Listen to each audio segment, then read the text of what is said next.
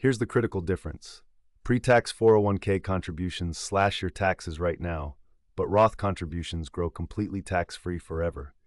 For 2026, your choice between these two could save you thousands or cost you thousands, depending on your tax bracket and retirement plans.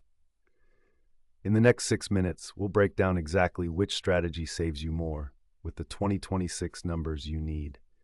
Let's start with the basics. Pre-tax contributions come straight out of your gross paycheck before taxes are calculated. So if you contribute $24,500, that's the 2026 employee contribution limit according to the IRS, you reduce your adjusted gross income by that full amount. That can move you into a lower tax bracket or help you avoid Medicare surcharges. Roth contributions are the opposite. You contribute from after-tax dollars, so that $24,500 doesn't reduce your current taxable income at all. But here's the payoff. Every dollar grows completely tax-free. And under Secure 2.0, Roth 401k accounts are no longer subject to required minimum distributions during your lifetime, starting in 2024. That means your money can keep growing tax-free forever. According to the IRS, the 401k contribution limit increased to $24,500 in 2026, up from $23,500 the year before. If you're 50 or older, catch-up contributions went up to $8,000, also up $500 from 2025. You can split that $24,500 between pre-tax and Roth if your plan allows it.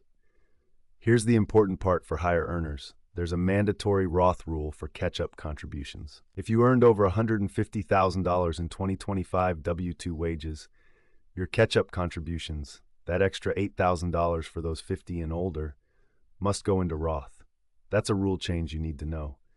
The combined employee-employer limit is $72,000 according to Fidelity, so employers can contribute up to $47,500 on your behalf before hitting the cap. Your current federal tax bracket is the biggest factor in this decision.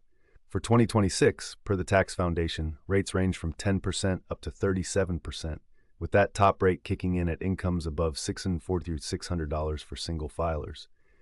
Here's a concrete example. If you're in the 37% bracket and contribute $20,500 as pre-tax, you save $9,065 in federal taxes right now. That same contribution as Roth costs you $9,065 out of pocket in taxes that year. Massive difference. But the real question is, what bracket will you be in during retirement? If you're in the 24% bracket now and expect to be there or higher later, Roth contributions might actually give you better long-term value. This is why tax bracket is the decision driver. The math on pre-tax savings is straightforward. Your contribution reduces your federal taxable income dollar for dollar. A $24,500 contribution in the 24% bracket saves you $5,880 in federal taxes. In the 37% bracket, it saves $9,065. But that's just federal. Most states also allow pre-tax 401k deductions, adding anywhere from 3 to 13% depending on where you live. Someone in a high-tax state could be looking at 37% federal plus 13.3% state, meaning a $24,500 contribution saves over $12,000 in combined taxes in that single year. These are real dollars hitting your take-home pay immediately. While Roth costs more up front, the long-term growth is where it shines. Every dollar of growth, whether from market appreciation or dividends, stays completely tax-free forever. Imagine contributing $24,500 at age 35, and it grows to $400,000 by retirement at 65. You owe zero federal income tax on that $375,500 in gains. With pre-tax, you'd owe taxes on the entire $400,000. The Secure 2.0 rule about eliminating required minimum distributions during your lifetime is huge. Previously, Roth 401k holders had to start withdrawing at age 73. Now your money can keep compounding untouched for as long as you live.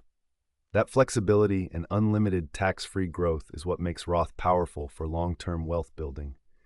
The full article at wealthwire.com breaks down exactly how to choose between these strategies and includes a split strategy approach that works for most people. If this helped, subscribe for more grounded personal finance research. All the sources we cited are in the description below.